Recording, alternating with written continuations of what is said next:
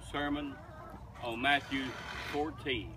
Matthew 14 simply was one day Jesus was teaching. It'd been a long day. It'd been a hot day. And finally the disciples went to him and said, "Master, send them home. Let's go get us something to eat."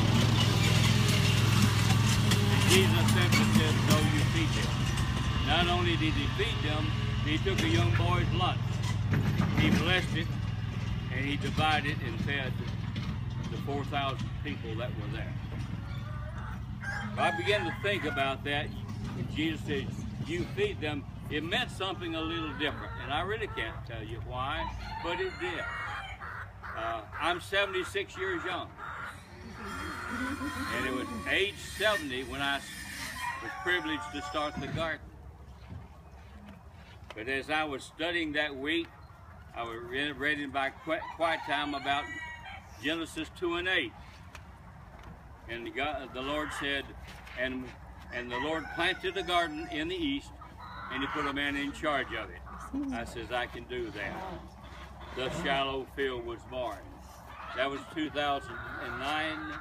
In November of 2009, I called at the church for some folks to come out and help clean up our garden. It all looked, if you saw when you come in right down where the United States flag was painted, all that weeded area right there, that's what the whole place looked like when we first came in. We had 130 people show up to help clean. And I thought, wow, that many show up to do some heavy work, cleaning up down the weeds and cut down some oak scrubby trees. That's really good. So, and that just was a real indication to me that God wanted this to be a garden. And we started in January of 2010. We planted our orchard, and we planted this field right here. And last year we harvested, we planted, we gathered, we gave away over 28,000 pounds of food. The food goes to feed the homeless.